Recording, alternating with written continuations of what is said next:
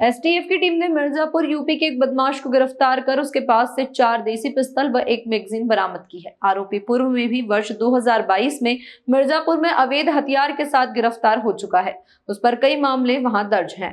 STF थाना प्रभारी ममता कामले ने बताया कि मुखबिर से सूचना मिली थी कि उत्तर प्रदेश से हथियार तस्कर गिरोह का सदस्य बड़वानी से हथियार खरीदकर इंदौर होते हुए उत्तर प्रदेश बेचने जा रहा है। मुखबिर की सूचना पर तत्काल एक टीम भेजी गई। टीम ने बिजलपुर गेट के सामने राजेंद्र नगर बस स्टैंड के पास से घेराबंदी कर उन्हें गिरफ्तार कर लिया। आरोपी की तलाश ली गई तो उनके पास से 4 देशी पिस्तौल, एक मैगजीन, नकदी 1550 रुपए बरामद हुए। पूछताछ करने पर उसने अपना नाम नागेश्वर उर्फ सोनू मिश्रा निवासी मिर्जापुर बताया। उस पर आर्म्स एक्ट के तहत प्रकरण दर्ज किया गया है। आरोपी संगठित गिरोह का सदस्य है जो मध्य प्रदेश से हथियार ले जाकर यूपी के हिस्ट्री शीटरों को सप्लाई करता है। अब एसटीएफ यह जानकारी जुटा रही है कि वह बड़वानी में किससे हथियार खरीदकर यूपी में किसे सप्लाई करता है। आरोपी हाल ही में 5 अप्रैल को चोरी के अपराध में जेल से जमानत पर रिहा हुआ है और फिर से हथियार के अवैध सप्लाई में लग गया था। एक्चुअली शनिवार को हमें मुखबिर के द्वारा जानकारी मिली कि एक व्यक्ति है जो उत्तर प्रदेश का रहने वाला है और उत्तर प्रदेश से बड़वानी गया हुआ है और बड़वानी से हथियार लेकर इंदौर में आ रहा है, जो कि राजेंद्र नगर तरफ उतरेगा बस में। तो उस मुखबिर की सूचना पे हमने वरिष्ठ अधिकारियों को अवगत कराया और उनकी तरफ से जब हमें परमिशन मिली कि इसको आप तस्दीक करें कि सही है कि नहीं है, फिर हम लोग टीम के साथ वहाँ रवाना हुए।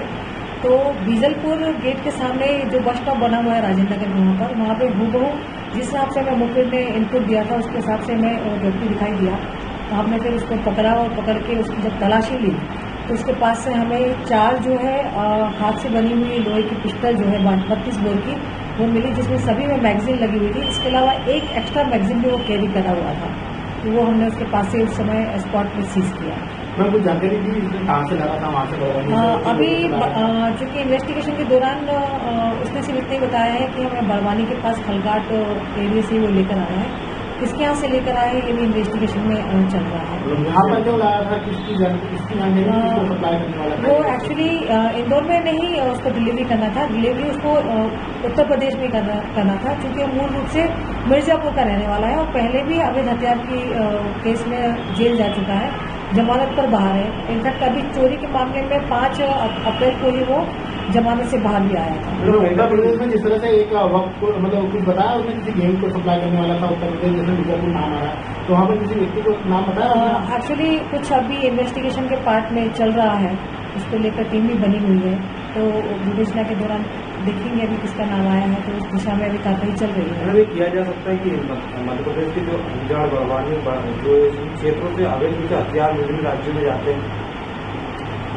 अभी तक के इन्वेस्टिगेशन में और इसके पहले भी जो एसटीएफ के द्वारा कार्रवाई की गई है, मूलतः बड़वानी और इस एरिया से ही हथियार लाया जाना बताया गया है। तो ये अनुमान के तौर पर हम कह सकते हैं कि इस एरिया में और कुछ और एरिया में इसमें की चीजें होंगी। तो ऐसा अनुमान लगाया जा सकता है कि उत्तर प्रदेश में किसी तरह की कोई गेम को सप्लाई करने के बाद वहाँ पर किसी तरह की कोई धार्मिक या इस तरह से सामाजिक तत्वों को सप्लाई करने के बाद वहाँ पर किसी को उपद्रव या इस तरह से माहौल किया गया, ऐसा हम अनुमान का भी नहीं कह सकते। इन्वेस्टिगेशन के दौरान जब वहाँ के कोई व्यक्ति अगर पकड़ में आते हैं और पूछताछ के दौरान कोई बात अगर आती है तो आगे इस चीज़ को हम क्लियर कर सकते हैं। अभी अनुमानता तो कुछ भी नहीं कहना कर सकते।